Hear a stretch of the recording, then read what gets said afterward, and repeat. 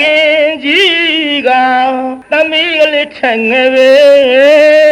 ကြားဘူးကြရဲ့လားလောကလူများမယုံနိုင်စရာပဲယုံခြင်းယုံမယုံခြင်းနဲ့သမီးထငယ်သောဖေဖေသမီးထငယ်သောဖေဖေဟုတ်ပါသလေဟုတ်ပါသလေ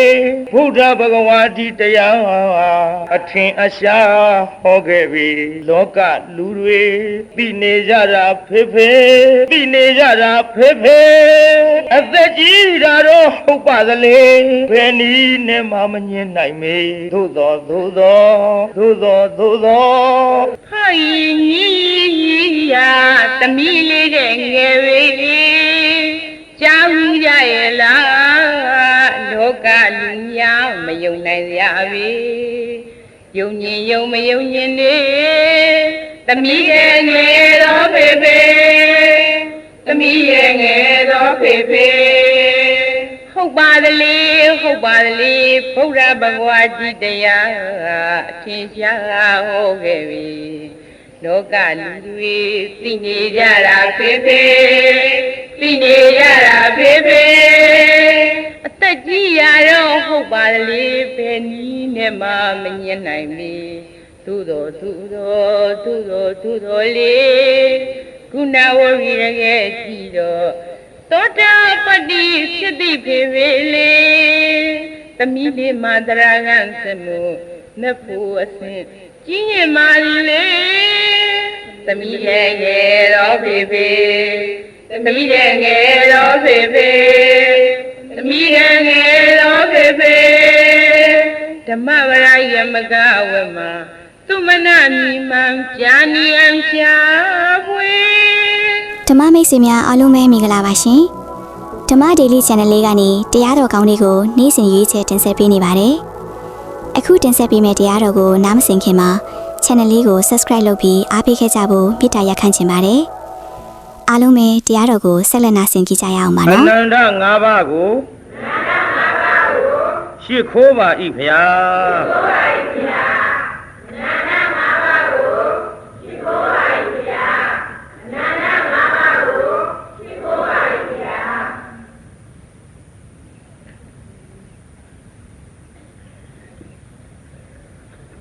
ဒီလိုရှိခိုးရမှာတညရင်လားညတိုင်းလားညတိုင်းပါဗျာ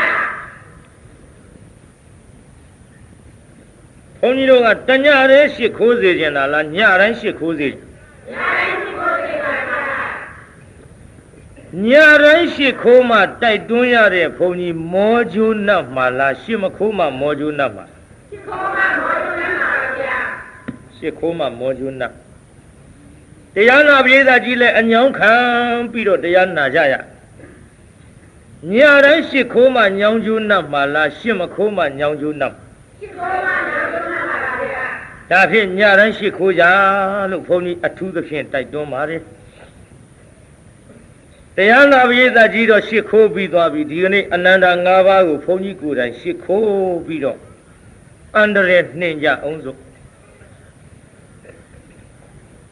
အနန္တဂုဏအဟံဝန္ဒမိသဗ္ဗရာအနန္တဂုဏတေဇေနမမကာယေသဗ္ဗရောဂောသဗ္ဗသောကောသဗ္ဗအန္တရာယောခိပံဝိနာသန္တုဧတညတိကိစ္ဆာအမုံမိဩကာသေတိဋ္ဌာဟိအနန္တဂုဏဖယားကုံတရားကုံသံဃာကုံနှင့်မိကုံဖကုံဆရာသခင်တို့ဤဂုဏတော်ကိုသဗ္ဗရာတရားဟောရဘယ်ခါမဆိုင်အခါတိုင်း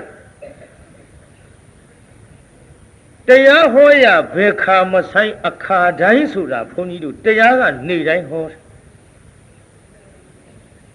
တရားဟောခံဤမှာဘုန်းကြီးကိုယ်တိုင်အခက်မသိလို့ရှ िख မခိုးနိုင်လဲပဲတနေ့ကိုအနန္တ၅ပါးရှ िख မခိုးတဲ့နေ့မရှိရအောင်ဘုန်းကြီးတို့လည်းအထူးသဖြင့်တတိယတိုင်းဘုရားကိုယ်တော်မြတ်ကြီးနဲ့အနန္တ၅ပါးကိုရှ िख ခိုးနေကြဖြစ်တယ်ဒါကြောင့်သဗ္ဗရာလို့ဆိုလိုက်သဗ္ဗရာတရားဟောရပဲခါမဆိုင်အခါတိုင်းဝန္ဒာမိတရားဝင်မစခင်စိတ်ကြည်လင်အောင် လမ်းရှင်ပြည်ဖြိုးလက်ဆက်ပြထိတ်မှမိုး၍ရှီခိုးကြောလိုက်ပါ၏ဖယား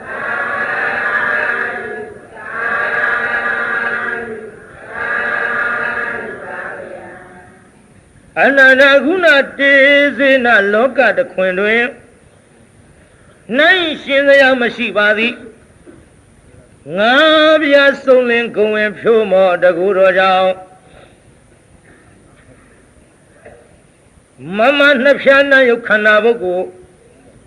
ဟုတ်တရားရောင်ထင်အောင်မူပြဇတိလာဟုနာမသမုတ်အကျွန်ုပ်ဤကာယေငါးပါးခန္ဓာချုပ်ဆက်ခါဖြင့်အာယရဏဓမ္မလတ္တိကြကိုကာယ၌သဘာရောကိုကျင့်နာကြိုက်ခဲအသေးအဖွဲကစ၍မြားလှပေါင်းချုံအလုံးစုံသောယောဂဟူသည်များသည်သဘာသောကိုစိတ်ထောင်းရင်ကိုကြည်သမို့မဆိုးမပြေဆိုးဝိတဲ့အလွန်ပွေ၍သေခြင်းအောင်မောလှတဲ့အလုံးစုံသောဆိုးရရင်သောကဟူသည်များသည်သဘာအန္တရာယောကြောက်မဲ့လန့်မှုအသွယ်သွယ်နှင့်ရင်ဝဲထိတ်တုံးနှလုံးခုန်ယိုးကန်စားတာတကယ်ညှို့တတ်တဲ့အလုံးစုံသောအန္တရာယ်အမျိုးမျိုးတို့သည်ခိပံပိဋ္ဌဘော်တွင်ရေမတင်သောခုပင်မကြလင်းမြန်စွာဝိနာသန္တုတရားတော်ပင်ဆင်းရဲရောက်မှတွင်တွင်ကြီးပြောက်ပြကြပါစေကုန်သတည်းဝိနာသန္တုတရားတော်ပင်ဆင်းရဲရောက်မှတွင်တွင်ကြီးပြောက်ပြကြပါစေကုန်သတည်းဧသအနန္ဒမိုးဆွေကဖြိုး၍မညှို့စေရဤဒီသာလျင်သဗ္ဗဝေရိယောသိမ့်သမကမြတ်လပေါင်းချုံအလုံးစုံသောယန္တုဟူသည်များတို့ကိုညတ္တိညာပနံနိကလေယမနေပေါင်းတေချာမယွင်သိစေခြင်းပေသည်ခေသတရားဓမ္မဟောပြနေမုတ်ချမသွေသွားကြပါလေအမုံမိဩကာသေဤမှဝေကွာတော်ရအရ၌တိဋ္ဌာဟိဒေါသတွေရုပ်သိမ့်၍ဆုံးတိမ့်ပေခွာတည်နေကြပါစေကုန်သတည်း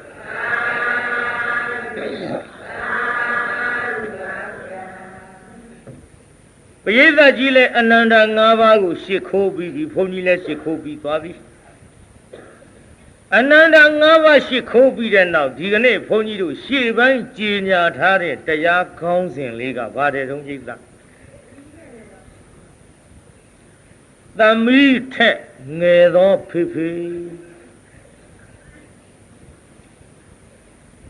ပရိသတ်ကဘုန်းကြီးတော့တစ်မျိုးထင်မှာသမီးထက်ငယ်သောဖေဖေဆိုတော့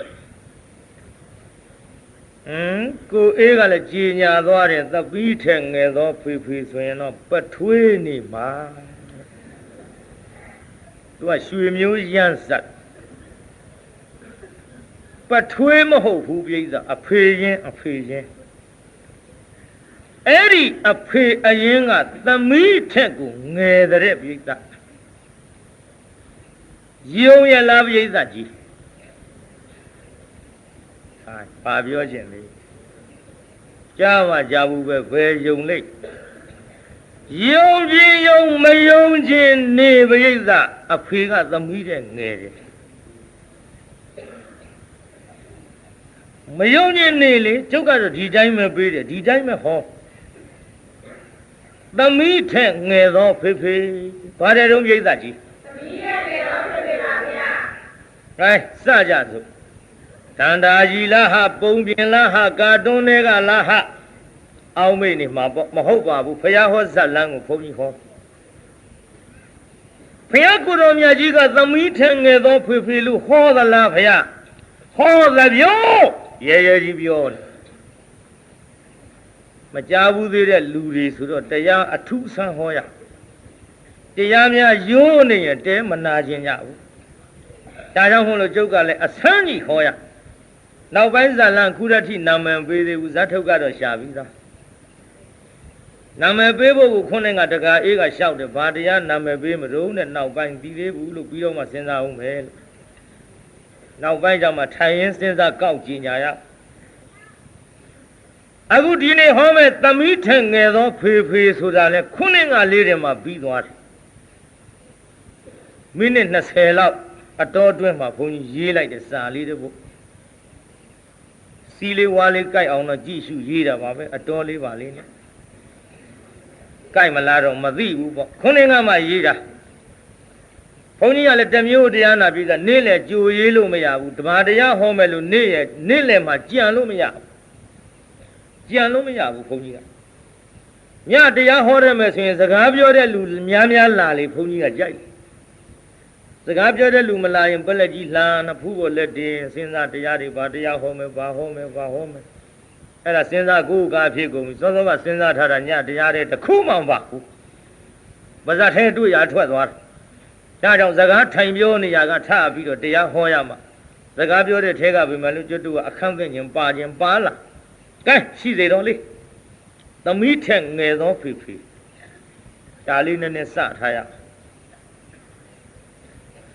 သာဝုထိပြေမွန်ဇေရဝံကျောင်းတော်မှာသတင်းသုံးတော်မူစဉ်အခါသူမနဒေဝီလို့ဆိုတဲ့မိမပြိုလေးကိုအကြောင်းပြုပြီးတော့ဟောတယ်ဗျအဲ့ဒီကလေးမကအဖေတဲ့ကြီးအဲ့ဒီကလေးမထက်သူ့အဖေကငယ်တယ်ယုံရလားပြိဿယုံပါဗျာဟေးဟာမယုံမှုတဲ့နော်အေးလေနောက်ပိုင်းကျတော့ယုံလာမှာပေါ့ငါပဟေလိခတ်ဆန်ဆန်မှဲ့ထားတဲ့နာမည်ပေါ့တရားအဆန်းဟောခြင်းလို့အဲ့ဒီကလေးမလေးစီမြတ်စွာဘုရားကိုယ်တော်မြတ်ကြီးကသူ့ကိုအကြောင်းပြု၍ဣဒာနန္တတိပစ္စနန္တတိကတပုံညောဥပယထနန္တတိဘုံညာမေကတံတိနန္တတိဘိယောနန္တတိသူကတိင်္ဂတာလို့ဒီဒေသနာကိုဘုရားဟောပါဘယ်သူဟောပြီလဲသူမနဒေဝီအကြောင်းပြုဟောတရားအသင့်တော့တခါမှမဟောသေးဘူးဒီနေ့စဟောတာဘေးသားကြီးအသင့်နဲ့အဟောင်းပဲဟာကြိုက်သိရပါရဲ့ဗျာကြည့်ရှုလည်းကြိုက်ကြပေါ့ပြောရသေးတာလေတော့ကြာသတိမပေးဘူးရှိမှစိုးလို့အသစ်ကြိုက်လို့ဘုန်းကြီးတွေတရားဟောခက်ကုန်တာပေါ့ရှင်မရကြားဘူးပြီးသားတရားကြီးတွေမဟောပါနဲ့ဖေရဒီလိုလျှောက်တဲ့တရားတော်မတွေကကျုပ်ကိုလှိုင်လျှောက်ရှင်းတုန်းကဥဒိဋ္ဌကြီးလိုပဲဒါပြောပြီးသားပုံပြင်အသစ်ကြိုက်တဲ့လူတွေကိုဒီပုံပြင်ကိုဘယ်နှခါထပ်ကျုပ်ကပြောတတ်တဲ့အလေးရှိရှင်းတုန်းကဥဒိဋ္ဌကြီးတရားဟောသိကောင်းအတန်ကကောင်းအတန်ကောင်းမသိတရားကယိုးလာဘယ်လူဟောစေတနာသုံးတာစေတနာသုံးတာကြီးဟောတော့တရားကယိုးလာအစတုန်းကတော့သူ့တရားနာပိဋကပြည့်ရှမ်းလို့နောက်လူမရှိဥဒိဋ္ဌစဉ်းစားတယ်ဟဲ့သူတော်ဖေဟာငါတရားဝဲအရင်တုန်းကသိစီတာအခုလူမရှိဘူးကွာအဲ့ဒါဘယ်လိုဖြစ်သွားတာဘယ်လိုဖြစ်ရမလဲကိုတော့တခါလာမဲပြပါစို့တခါလာမဲပြပါစို့ကိုတော့တရားကယိုးတာစေတနာသုံးတာကြီးပဲပြန်နာပေါ့ကိုတော့ဂျာဘူးပြီးသားကြီးဆိုတော့အေးဒါဖြင့်တို့တရားသိရှာရအောင်တော်ရဲသွားကြစို့တရားစာအုပ်ထဲမကြည့်ပဲနဲ့တော်ရဲထွက်တရားသိရှာပြည်သားကြီးတော်ရဲတရားတွေ့ပါမတွေ့ဘူးမတွေ့တော့တောင်ပေါ်တက်ကြစို့ကွာတောင်ပေါ်တက်တရားရှာကြောက်ခဲတို့သစ်ပင်တို့တွေ့မှာပေါ့အဲ့ဒီလိုတရားနာပြည်သားတောင်ပေါ်တက်တရားရှာလိုက်တော့တောင်ခပယံလေးအရောက်ဝါကောက်တဲ့ကလေးမလေးကဝါခင်းထဲကသချင်းဆိုဆိုသားဟင်နောက်ကကလေးမလေးဆိုတဲ့သချင်းတောင်တော်ဟယ်လိုတောင်တော်သာယာပမျိုးစုံလာသောတောင်တော်သာယာပမျိုးစုံလေရာ ဝင်မာလာခိုင်ပန်းတဝဲမှာဆုချင်းရှာသူလည်းမရှိပါနဂိုရီတောသဘာဝမှာလောက်ကင်ကစားတောင်းနေရ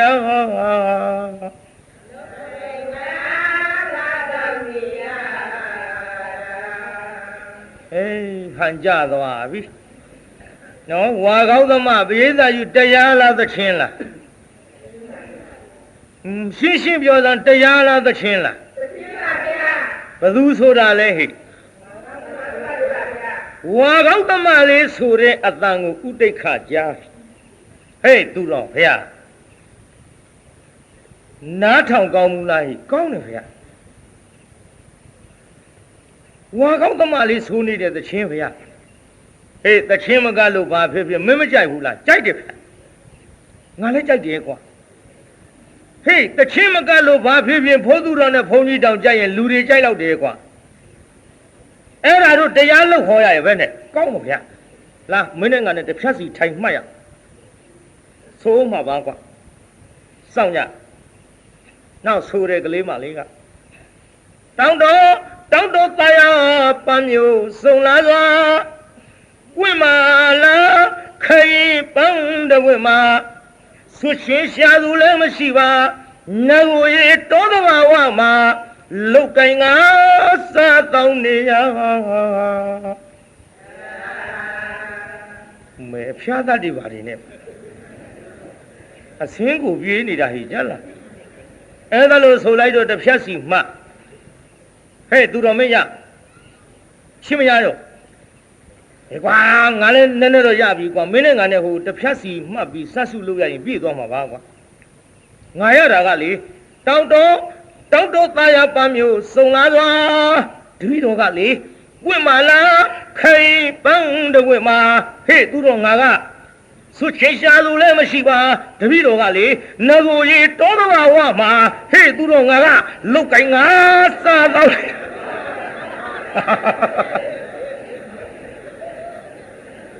ခိုင်တချင်းတပုတ်ပြေးသွားရောပေးသားကြီးနှစ်ယောက်စတာပြေးဘူးလားပြိဿပြေးသွားတယ်ပြိဿအဲ့ဒါလို့ပြေးသွားတော့ကိုင်းเจ้าပြန်ကြစို့မနေ့ဖြင့်ကမောင်တုတ်ကြီးလူကလည်းပင့်ထားတယ်ကွာဟေးမောင်တုတ်ကြီးလူကပင့်ထားတော့တရားသိဟောလိုက်မယ်ဆိုတာမောင်းနဲ့ကြီးညာကွာ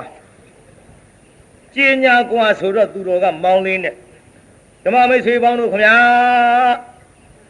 ဆရာတော်ဥဒိဋ္ဌသည်မောင်တုတ်ကြီးရဲ့အလူမမနဲ့ဖြင့်ကတရားပွဲတရားဟောချီးမြှင့်မှာဖြစ်ပါသဖြင့်အရင်တုန်းကလို့တခါလာမယ်ဗျာပစိုးတရားယိုစေတနာသုံးတာမဟုတ်တော့ပဲ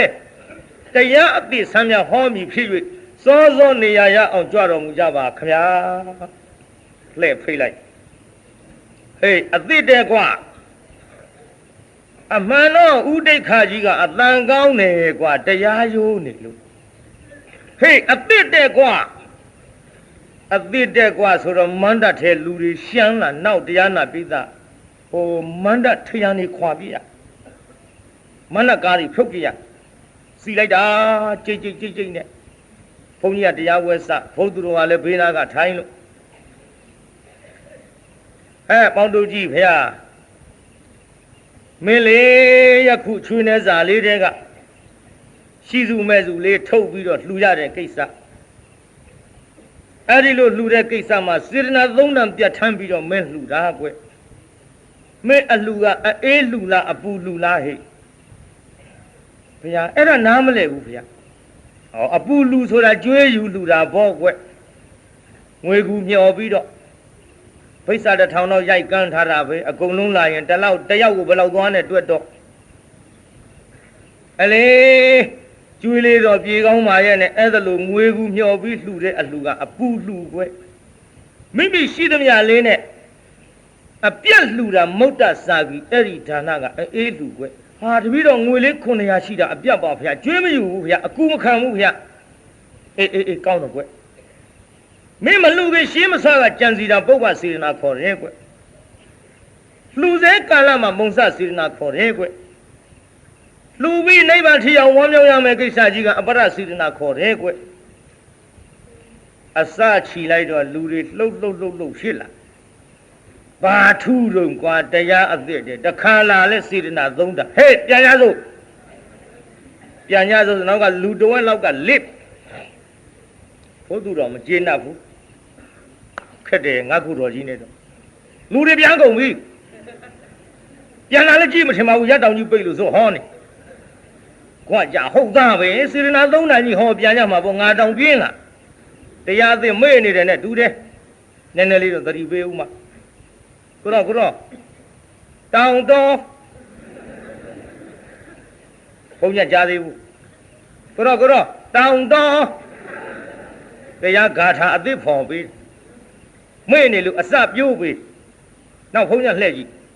တောင်တော်အေးဟုတ်ပြီနောက်ဘုန်းကြီးသိသွားတရားနာပြည်သားဒါနပြုတယ်ဆိုတာစေတနာသုံးတာမပါပြီးကိုမပြီးလို့ဒါအနည်းငယ်မျှပြောတာဒီတရားကရိုးနေတဲ့တရားသိဟောကြစို့တရားသိဟောကြစို့ဆိုတော့ပြန်သွားတဲ့လူတွေကခြေလှမ်းလေးတွေတွန်းသွားဟေးကောင်းနေအသစ်တယ်ကွာအသစ်ဆိုနောက်ပြန်လှဲ့နောက်ပြန်လှဲ့လာတော့မှဥဒိဋ္ဌကကဲတရားသိဟောခြင်းလုံးလို့ဘုန်းကြီးတို့လည်းနားနဲ့ခင်ပြင်းရှိတာနဲ့တော်တဲ့ထွက်သွားတော့နှင်းကြီးဆန်းထားတဲ့သစ်ပင်ကလေးတွေစိမ့်လာဆူပြေသွားမြင်လိုက်ရတော့တော်ရန်တောင်တန်းလေးကြည့်ပြီးတော့ဂါထာလေးတပုတ်စက်ခဲ့တယ်ပြိဿအဲ့ဒီတရားအသစ်ဟောမလို့ဂါထာဆိုတော့လူတွေကနားစွင့်ထောင်ရစပြီးတော့ဘုန်းကြီးကဂါထာတရားအသစ်ဆိုပြီးတော့ online တောင်းတော်တရားပန်းမျိုးစုံလာစွာဝိမာလာခိုင်ပန်းတဝိမာဆွချင်းရှာသူလည်းမရှိပါငါကိုရေတောတဘာဝမှာလောက်ကင်ကစားတောင်းနေရ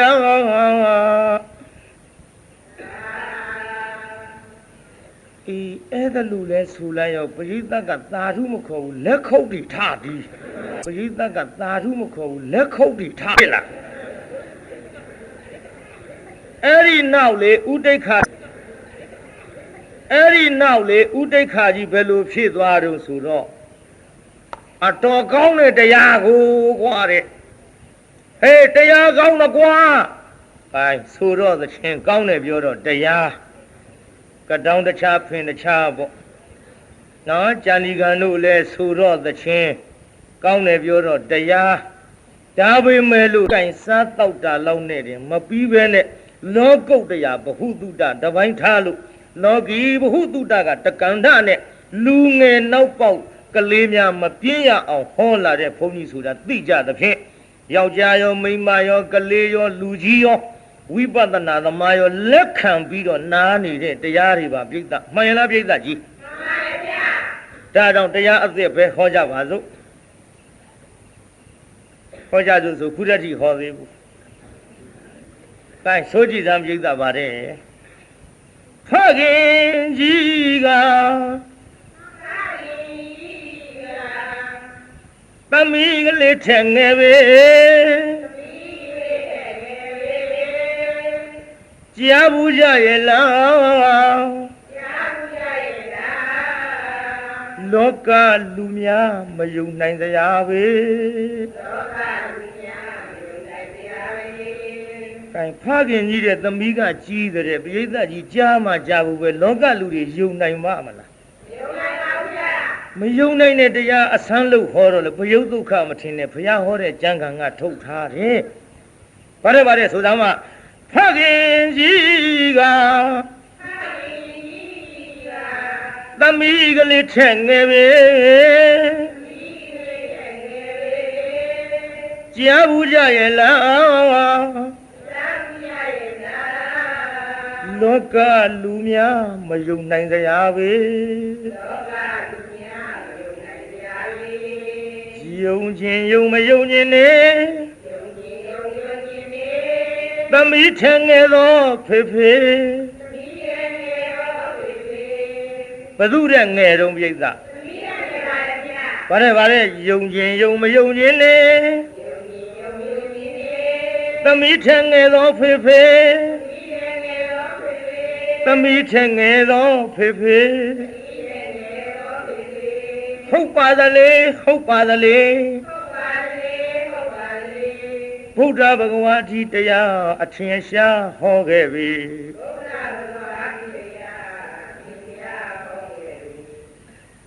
လောကလူတွေလောကလူတွေအတန်နဲ့နေလို့ဟဲ့သိနေကြတာဖေဖေသိနေကြတာဖေဖေအသက်ကြီးတာတော့ဟုတ်ပါသလေဘယ်နည်းနဲ့မှမငြင်းနိုင်ပါပဲအသက်ကြီးတာတော့ဟုတ်ပါသလေဘယ်နည်းနဲ့မှမငြင်းနိုင်ပဲအတန်ကဒီလိုမှမှန်မှာကိုခုနကမှရေးထားတာဆိုတော့လေငါအတန်ကနည်းနည်းလေးပြောင်းသွားဗါတဲ့သို့တော်လေဒီသချင်းကဇလန်းမဟောသေးပဲနဲ့အဆုံးဆိုလို့မဖြစ်သေးဘူးဟာသိကုန်ပါဆိုလို့ဗါတဲ့နောက်ကပြန်လိုက်စမ်းပါဖခင်ကြီးကသမီးလေးထက်ငယ်ပဲကြားဘူးကြရဲ့လားလောကလူများမယုံနိုင်ကြပဲယုံခြင်းယုံမယုံခြင်းနဲ့သမီးထက်ငယ်သောဖေဖေသမီးထက်ငယ်သောဖေဖေဟုတ်ပါသလေဟုတ်ပါသလေဘုရားဘဂဝါဒီတရားအထင်ရှားဟောခဲ့ပြီလောကလူတွေသိနေကြတာဖေဖေသိနေကြတာဖေဖေအသက်ကြီးတာတော့ဟုတ်ပါသလေဘယ်နည်းနဲ့မှမငြင်းနိုင်မေဘယ်နည်းနဲ့မှမငြင်းနိုင်မေ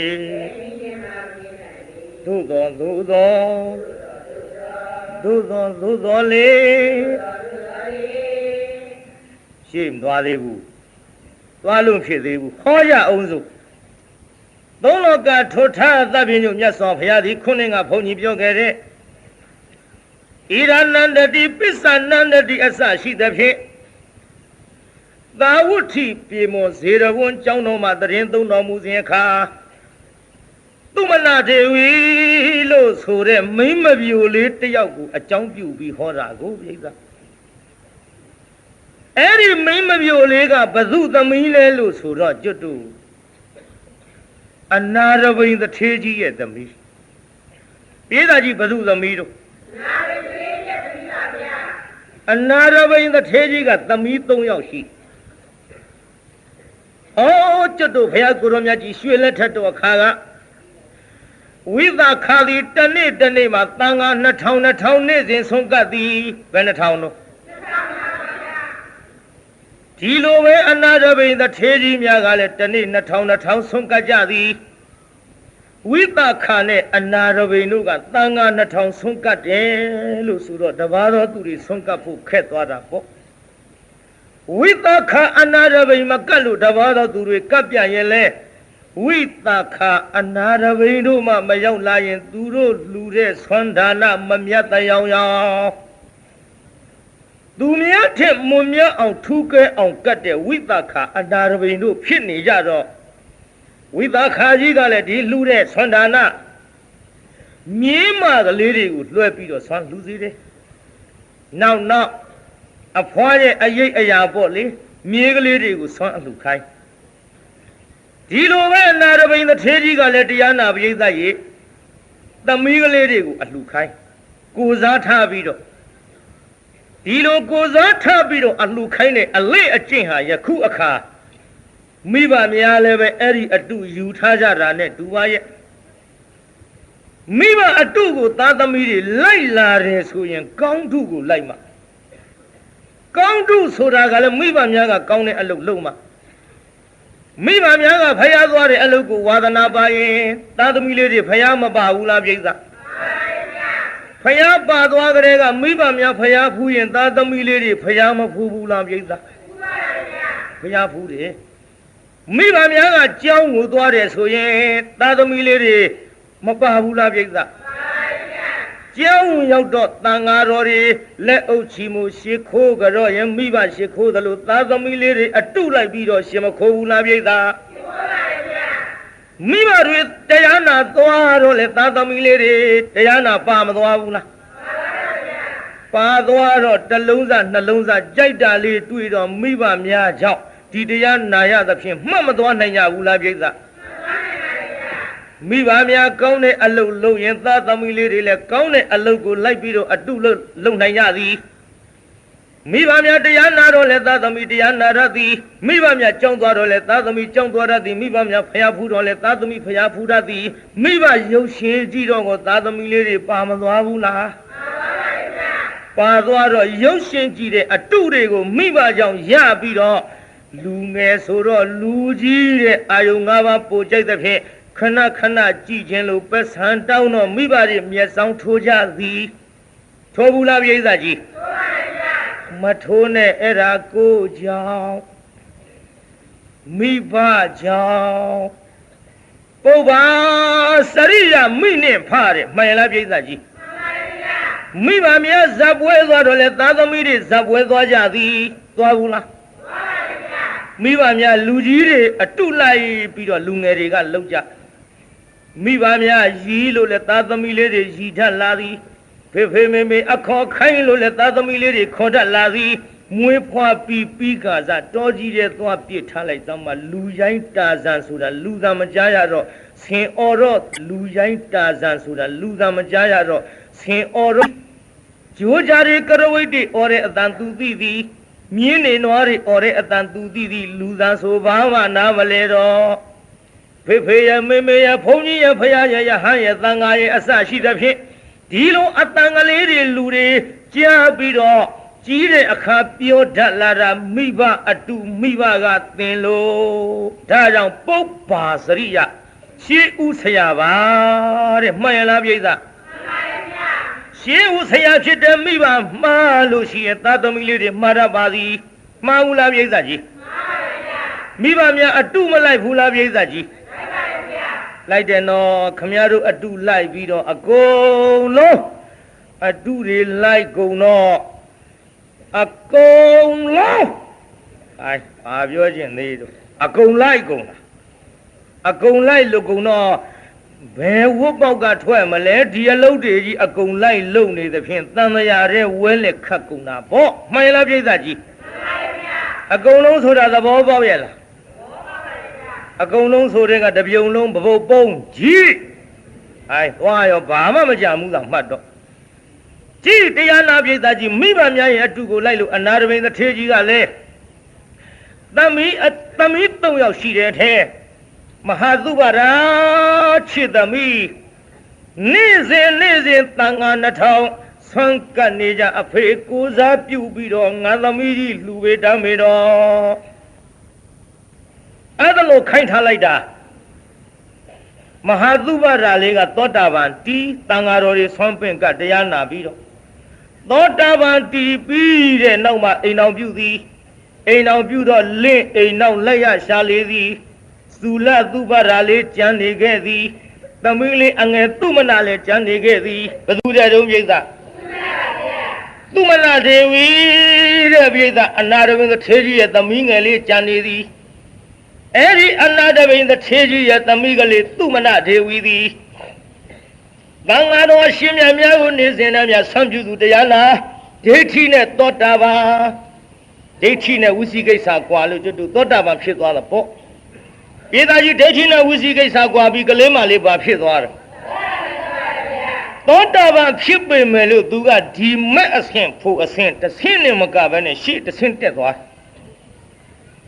အရင်အမတွေကတော့ဒိဋ္ဌိနဲ့ဝိသိကိစ္စကွာ၍သောတာပန်လောက်သာဖြစ်ကြသည်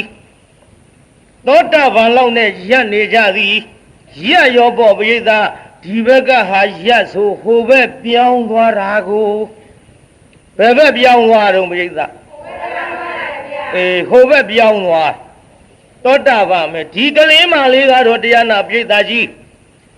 သောတာပန်နဲ့မကအိမ်တော်ပြုတ်ပြီးတော့ဟိုဘက်မပြောင်းသည့်အတွက်အိမ်တော်မပြုတ်သည့်အတွက်သဂရာဂာမိမဖို့သို့ရောက်လာသည်နမက်နှစ်ဖို့ပေါ့ပရိသတ်ကြီးဘယ်နမက်ဘယ်နှစ်ဖို့တော့နမက်နှစ်ဖို့ရောက်လာပြီးတဲ့နောက်ကလေးမလေးတရားနာပရိသတ်ကြီးနေမကောင်းထိုင်မသာယောဂပြင်းပြင်းထန်ထန်ဆွဲကပ်ပြီးတော့လာခဲ့ဒီလိုယောဂဆွဲကပ်ပြီးတော့လာရမှခေါ်ပေးကြပါအနာရဘိန်းတစ်ထေးကြီးကိုခေါ်ပေးကြပါခေါ်ပေးကြပါဆိုတော့အနာရဘိန်းတစ်ထေးကြီးကဇယက်တစ်ခုမှလှူရင်းတန်းရင်းကနေပြီးတော့သမီးလေးထံအရောက်လာသမီးလေးထံရောက်လာတော့ရှိသမီးသူမနာဒေဝီလို့အဲ့ဒါလို့အတန်ကလေးပြုတ်ပြီးခေါ်လိုက်တော့မောင်လေးတဲ့မင်းအမကြီးကိုခေါ်သလားတဲ့ပြည်သားကြီးသူမနာဒေဝီကသူ့ဖေပြောတဲ့စကားလေးနားထောင်စမ်းမှမောင်လေးတဲ့မင်းအမကြီးကိုခေါ်သလားတဲ့ဘာတဲ့တော့ပြည်သားကြီးမောင်လေးမင်းအမကြီးကိုခေါ်သလားတဲ့အဲ့ဒီတိုင်းပြောလိုက်တော့အနာရဘိန်တစ်ထေးကြီးကဟောအဖေကိုမောင်လေးလို့ခေါ်နေပြီငါသမီးယောဂတန်ချက်ကြောင့်ကြောင်ကရမ်းနဲ့ငါသမီးရောင်ရမ်းပြီးတော့များပြောလိုက်လေသလားမောင်လေးတဲ့အမကြီးမရောင်ရမ်းပါဘူးတဲ့နာရဘိန်တစ်ထေးကြီးမျက်လုံးပြူသွားတယ်ဟေးသမီးကငါကိုမောင်လေးလို့ခေါ်နေပြီရောင်ရမ်းပြီးတော့ပြောသလားဆိုတော့လေအမကြီးမရောင်ရမ်းပါဘူးတဲ့ချစ်သမီးသူမနာဒေဝီလေးမှာငါသမီးသေရမယ်ဘေးကိုကြောက်လေသလားငါသမီးသေရမယ်ဘေးကိုကြောက်လေသလားမောင်လေးအမကြီးမကြောက်ပါဘူးကွယ်အမလေးအဖေကိုခုတည်းထိမောင်လေးကြီးခေါ်နေပြန်ပါဘောလားဟေးတဏှာယောဂဝေဒနာပြည့်ထန်စွာခံပြီးတော့ငါသမီးကြီးသေရွာမမြန်းငင်ကြောင်ငရမ်းလေးရှောက်ပြောနေတာဟုတ်ပါပြီဟဲ့ခြေသမီးသူမနာဒေဝီတဲ့ငါသမီးလန့်သလားမောင်လေးတဲ့အမကြီးမလန့်ပါဘူးတဲ့လောက်ပြန်ပြီမောင်လေးလို့ကြီးခေါ်နေသည်သမီးဘယ်နဲ့ကြောင့်အဖေကိုမောင်လေးလို့ခေါ်ရတာတော့အိုးတဲ့မောင်လေးမို့မောင်လေးခေါ်တာပဲကွယ်တဲ့အမကြီးကမောင်လေးခေါ်တာစိတ်မဆိုးပါနဲ့ဟောဗျာဒုက္ခပါပဲဟေးတန်တော့ငါသမီးယောဂဝေဒနာဖြစ်စီလို့အဖေကိုပဲလေမောင်လေးလို့ခေါ်တယ်သမီးတတိထားပါကွယ်သမီးရဲ့လို့အပမှာကပ်ပြီးတော့တယုတ်တရနှစ်ဖူးလေးကိုစမ်းကြည့်လိုက်ဟောသမီးငါသမီးစကားမပြောတော့ပါလားလက်ပဲအောက်လက်ကလေးရှိုးကလေးမလေးရဲ့ခေါင်းကိုသူ့ပေါင်းပေါ်ထားလို့ပါကလေးတွေပုတ်လို့မင်းစီကလေးလှုပ်ပြီးတော့သမီးအဖေခေါ်နေတဲ့သမီးသူမနာဒေဝီရဲ့မျက်လုံးလေးဖွင့်လာမောင်လေးရဲ့အမမနေရတော့ပါဘူးလှုပ်ပြန်ပြီတမောင်လေးတဲ့လေးနေတော့တာပါပဲလားသမီးရဲ့ငါသမီးပဲလို့တော့ခုတည်းထိမောင်လေးခေါ်နေတာတော့အိုးမင်းငါတဲ့ငယ်လို့မောင်လေးခေါ်တာပါကွယ်ငါမောင်လေးရဲ့ဒုက္ခပဲခုတည်းထိမောင်လေးခေါ်တော့မလားတန်တော့ငါသမီးကြီးသေပါဘူးသွားတော့မလဲတူပါရဲ့သတိထားလေဟင်မောင်လေးမမမျက်စိတွေပြားလာပြီကွယ်မောင်လေးရဲ့မျက်နှာဝမမြင်ရတော့ပါဘူး မနေရတော့ဘူးထင်မောင်လေးမောင်သေမဟာသေဘုန်းကြီးမသက်သာဘူးသေမလူကသေမှာပဲကံပြေးသားကြီးသူမနာဒေဝီလေးသေပါလားသေပါဗျာအဲ့ဒီတော့ကမှအဖေလို့သူခမညာကသမီးသူမနာဒေဝီမိမလိမ္မာကြီးဟောမဟာသူဘရာဆူလသူဘရာခေါ်တဲ့သမီးနဲ့ရောက်အိမ်အောင်ပြုဝေမယ်လို့ဟောဒီသမီးအငယ်အိမ်တော်မပြုဘဲနဲ့အဖေလုတ်တဲ့အလုတ်ကိစ္စအကြီးနဲ့ပြုတ်ပြီးတော့လာခဲ့တဲ့သမီးဟာပါလေခုတော့ငါသမီးကြီးအဖေပြသွားပါဘောလားအလိမ္မာတော့အလိမ္မာဆိုကြီးအဖေကိုထားပစ်ခဲ့ပါဘောလားရဲ့လို့သမီးရတနာရဲ့လေအထီးတန်ကဖခင်ကိုထားခဲ့တော့မှလားဟာတန်ရောစင်များအကျဉ်းသားတွေစုံလှကြည့်ရဲ့မြင်လာပုံသွေးတန်တွေကနောက်လူအောင်ပါသမီးရဲ့သူမနာမလေးအဖေမတော့ထောင်ရှူစာနာကတနာတနာငါသမီးကြီးသူမနာဒေဝီကိုသာငိုလိုက်တဲ့အဖိုးကြီးဗျာအနာရဘိန်ကြီးအနာရဘိန်ကြီးပြေးတာဘသူကြီးတော့ငိုနေတာငိုပြီးတော့ပူဆွေးဒုက္ခတွေရောက်ပြီးတော့ကမှသမီးကလေးအလောင်းကိုသင်ကြိုပြီးသောခါမြတ်စွာဘုရားထံရောက်လို့မြတ်စွာဘုရားတပည့်တော်သမီးသူမနာဒေဝီမရှိတော့ဘူးဗျာတပည့်တော်သမီးသူမနာဒေဝီမရှိတော့လို့တပည့်တော်အပူသောကတွေရောက်ပြီးတော့တပည့်တော်ခံစားရတဲ့ဒုက္ခတွေမပြောက်အောင်ဖြစ်နေပါလားဗျာအဲ့ဒါကတော့အနာထပိန္ဒိကသထေမပူဆွေးနဲ့လေလူတွေမှန်သမျှသေဘေးကဘသူလွတ်ကြလို့တို့လူသားကိုမဆိုထားနဲ့ရှိသမျှတက်ရှိတတ္တဝါမှန်သမျှတို့သည်တကားတော့သေမျိုးကြီးပဲဟဲ့သေခြင်းတရားကိုထမင်းစားပြီးတော့စောင့်နေရတာပဲကွယ်ဒါရီသတိရှိပါမှပေါ့မှန်လားပါဗျာတတိတော်သတိရှိပါတယ်ဗျာဖယားတပည့်တော်သတိရှိပေမဲ့လို့သူမနာဒေဝီသမီးငယ်ကလေးအလိမ္မာကလေးသေသွားသွားကနီးမြတ်စွာဘုရားရောက်ရောက်ပြီးတော့ကရဝယံနေပြောသွားတယ်ဗျာအဲ့ဒီကိုခရောင်ကရန်းနေပြောသွားတဲ့စကားကြောင့်တပည့်တော်သမီးလေးကိုမျက်စိထဲကမထွက်သူပြောတဲ့စကားတွေနားထဲကမထွက်ဘူးဗျာ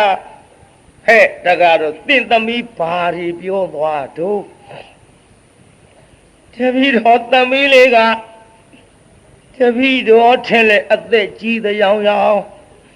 တပည့်တော်ကိုမောင်လေးတဲ့မြတ်စွာဘုရားအေးလေတဲ့ဟုတ်သားပဲတဲ့ဘုရားကဘုရားမဖယားနဲ့ကွယ်ဟုတ်တယ်မြတ်စွာဘုရားဘယ်လိုဟုတ်တယ်လဲတပည့်တော်ကအသက်ကြီးပါတယ်ဘုရားတပည့်တော်ကမွေးတဲ့သမီးပါဗျာအခုတော့တပည့်တော်သမီးကတပည့်တော်ကိုမောင်လေးခေါ်ယုံနေမကသမီးတရားမှကြောက်သလားဆိုတော့မောင်လေးအမကြီးမကြောက်ပါဘူးကွယ်တဲ့သမီးတရားမှလန့်လာလို့ဆိုရတော့လေမောင်လေးအမကြီးမလန့်ဘူးတဲ့ဗျာဒါကြောင့်ဗျာတပည့်တော်သမီးပြောသွားတဲ့စကားထူးခြားလို့လျှောက်ထားရပါဗျာလို့အဲ့ဒါလို့လျှောက်ထားတော့မှမြတ်စွာဘုရားကိုတော်မြတ်ကဟဲ့တကားတော့အနာရဘိန်တထေသင်သမီးလေးပြောတဲ့စကားမှန်တကွသင်ဒီယခုဒိဋ္ဌိနဲ့ဝိစီကိစ္စကွာ၍သောတာပန်ပုဂ္ဂိုလ်မြတ်သာဖြစ်သည်သင်သမီးကပထမမဲ့ဖို့တယ်မကသဂရာဂာမိမဲ့သဂရာဂာမိဖို့သို့ရောက်၍လောကီမှာအဖေကအသက်ကြီးသမီးကငယ်တာမှန်တော်လေလောကုတ်တရားအဖြစ်ကြည့်လိုက်ပါကဒုတိယမဲ့အရှင်ဖို့အရှင်သဂရာဂံဖြစ်နေပါသောကြောင့်အနာရဘိသင်ကသောတာပန်ဖြစ်ခြင်းကြောင့်သင်နဲ့မဲ့အရှင်ဖို့အရှင်ရင့်ပြီးတော့သင်တဲ့ကုဏဝုဒ္ဓီကြီးလို့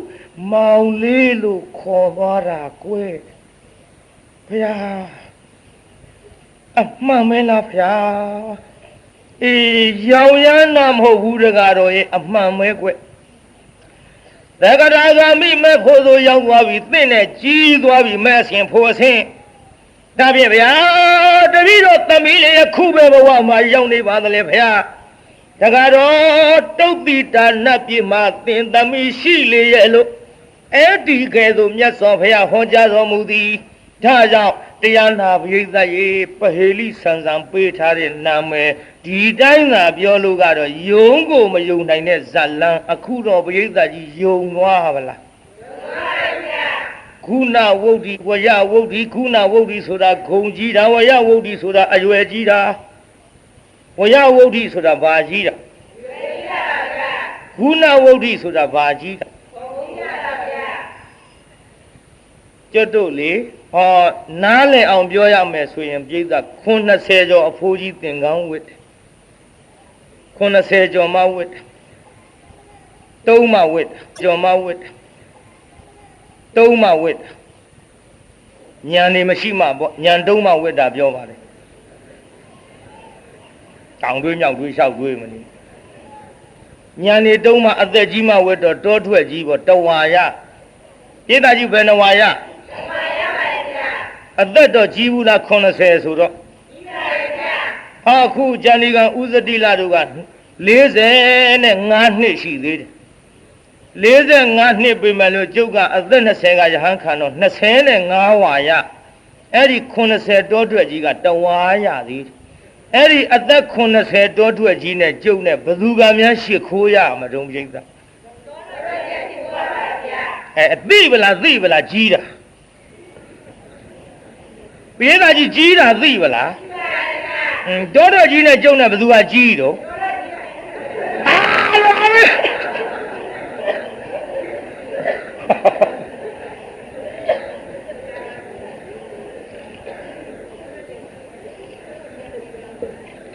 အဲ့ဒါကြောင့်ပဟေလိဆန်ဆန်မှဲ့တဲ့ဇလန်းမှာဆိုမှ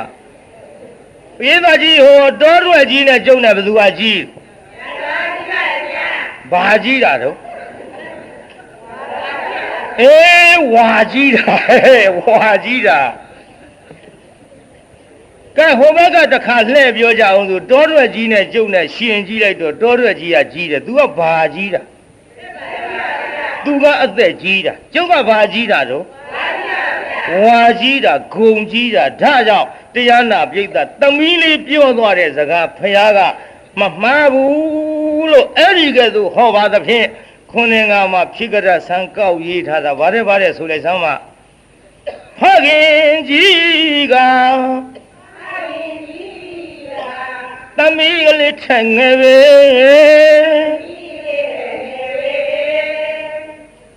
လိုက်နော်နောက်ကလူတွေကြောင်ခိုးမနေနဲ့ကြားဘူးကြရဲ့လားလောကလူများမယုံနိုင်စရာပဲ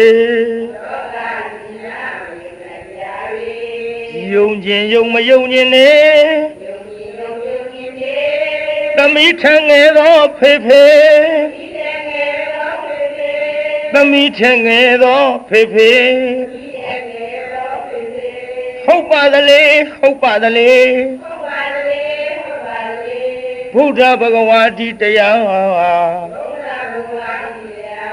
အထင်အရှားဟောခဲ့ပြီလောကလူတွေသိနေကြတာဖေဖေသိနေကြတာဖေဖေအသက်ကြီးတာတော့ဟုတ်ပါသလေဘယ်နည်းနဲ့မှမငြင်းနိုင်မေသို့သော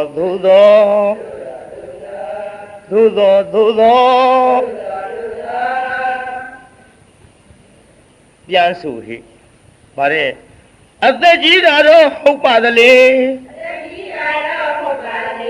ဘယ်နည်းနဲ့မှမငြင်းနိုင်မေ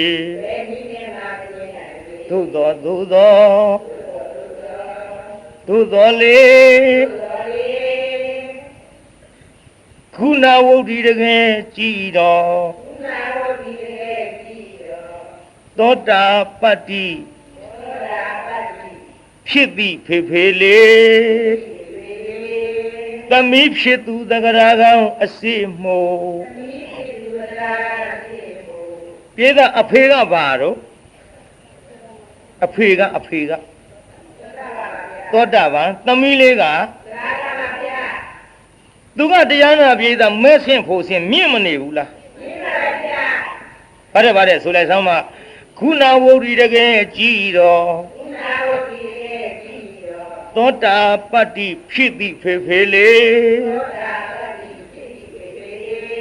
သမီးဖြစ်သူသကရာကောင်းအစီမို့မဲ့အဆင့်ဖို့အဆင့်ကြီးရင်ပါသည်လေ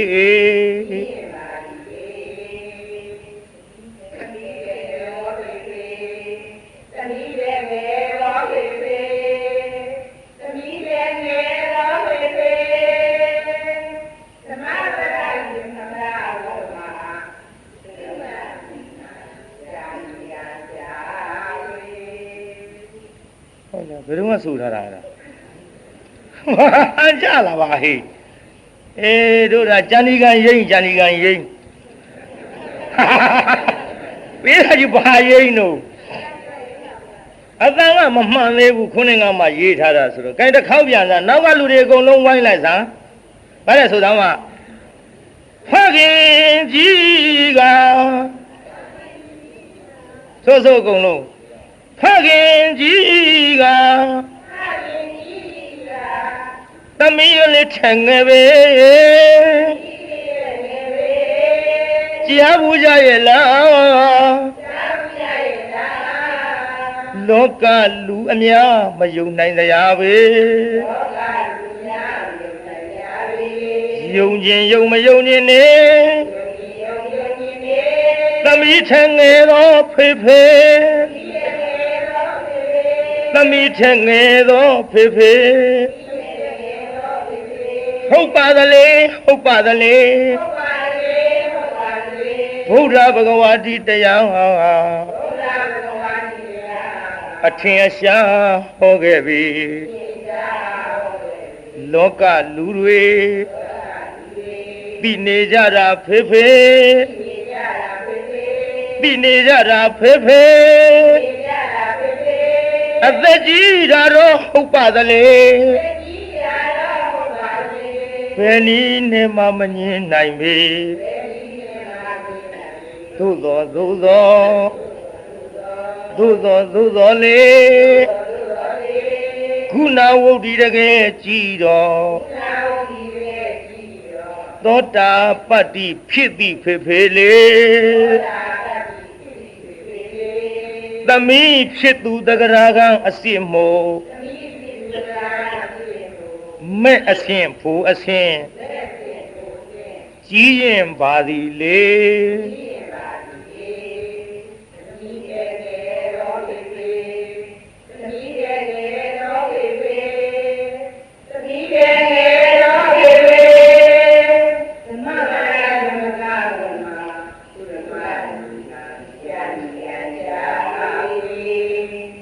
သူမနာမြည်မှန်နော်ရေးတာပါတယ်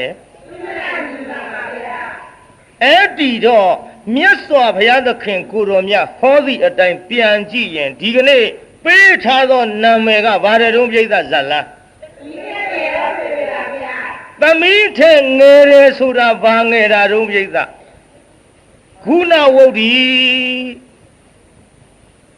ခုနဝုဒ္ဓိသမီးကကြီးလို့အဖေလို့သူကဂုံအားဖြင့်ငယ်ပါတယ်ပြိဿဘာအားဖြင့်ဖေကငယ်နေတာတော့မဲ့အဆင့်ဖို့အဆင့်အားဖြင့်ငယ်ဘူးလားပြိဿအသက်တော့ဘသူကကြီးတော့အဖေလို့သူကအသက်ကြီးတာပေါ့ဒီထဲတို့တကာအေးကပထွေးတဲ့သိလဲမသိပဲနဲ့သူကရမ်းဖြေနေကဲသူလည်းခုသဘောပေါက်သွားတော့ပါဒါကြောင့်တရားနာပြိဿကြီးဘုရားကိုယ်တော်မြတ်ကမြတ်စွာဘုရားတဲ့ဖိအဲ့ဒီအနာတပိန်ကလျှောက်လို့ဖယားတပည့်တော်ဤသမီးသည်ကောင်းမြတ်သောအလုပ်ကိုလုပ်၍ကောင်းမြတ်သောသူဂတိဘုံဘဝသို့ရောက်ပါသလားဖယားလို့ဆိုတော့တကားတော့ကောင်းတဲ့အလုပ်လုပ်ရင်ဒီလိုပဲရောက်ရတဲ့ကွယ်လို့ ကတ္တပုံညောပြုအပ်ပြီးသောကုသိုလ်ကောင်းမှုရှိသောသူသည်ဣဒာဤပြစ္ဆုတ်ပံလောက၌နန္ဒတိနှစ်သက်ဝမ်းမြောက်ရ၏ပြိဿကောင်းတဲ့အလုပ်လုပ်ရင်ဒီပြစ္ဆုတ်ပံလောကဝမ်းမမြောက်ဘူးလားပြိဿပစ္စတမလုံးလောက၌လည်းနန္ဒတိနှစ်သက်ဝမ်းမြောက်ရ၏သေသွားတဲ့ဟိုဘက်ကိုဝမ်းမမြောက်ဘူးလားပြိဿဥပယထာပြစ္ဆုတ်ပံတမလုံးနှစ်တန်သောလောက၌နန္ဒတိနှစ်သက်ဝမ်းမြောက်ရ၏ဒီလောကလည်းဝမ်းမြောက်ရတယ်သေသွားတဲ့ဟိုဘက်နောက်ဘဝလည်းဝမ်းမြောက်ရတဲ့မြောက်ရဘူးလားပြိဿဒါကြောင့်တရားနာပြိဿကြီးမြတ်စွာဘုရားကိုရောမြတ်ကဥပယထာပြစ္ဆုတ်ပံတမလုံးနှစ်တန်သောလောက၌နန္ဒတိနှစ်သက်ဝမ်းမြောက်ရ၏မင်္ဂလာသည်ပုံညံကောင်းမှုကိုကတံတိပြုအပ်ပြီးဟု၍နန္ဒတိနှစ်သက်ဝမ်းမြောက်ရ၏သေသွားတဲ့ဟိုဘယ်လုံးဝမ်းမြောက်ဒီဝါလည်းဝမ်းမြောက်ဒုက္ကတေသူကတိဘုံဘဝသို့ဂတ်တော်ရောက်သည်ဖြစ်၍ဘေရောလွန်စွာအတိုက်ထဲလွန်လို့ခေါ်ပါတယ်မှန်လားပြိဿကြီးဘေရောလွန်စွာနန္ဒတိနှစ်သက်ဝမ်းမြောက်ခြင်းအစီဖြည့်ကြည်ဖြစ်ရာရှာလေတော်သရီ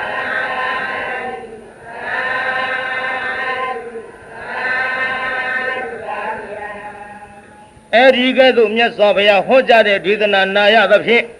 တရားနာပရိသတ်အပေါင်းတို့ဤသောတာပတ္တိဖလာဒီနိသောတာပန်သက္ကရာကအနာဂယဟောင်းနာတွေဖြစ်ကြပါသည်ဆိုတဲ့သမီးထက်ငယ်သောဖေဖေဆိုတဲ့ဇလန်းသည်ဒီကနေ့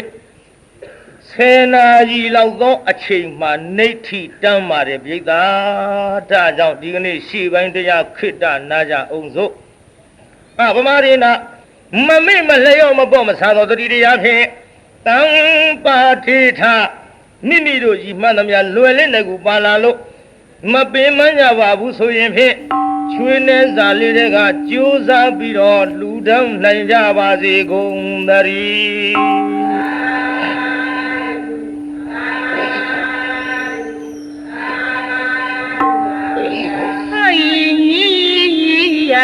သမီးလေးတဲ့ငယ်ဝေး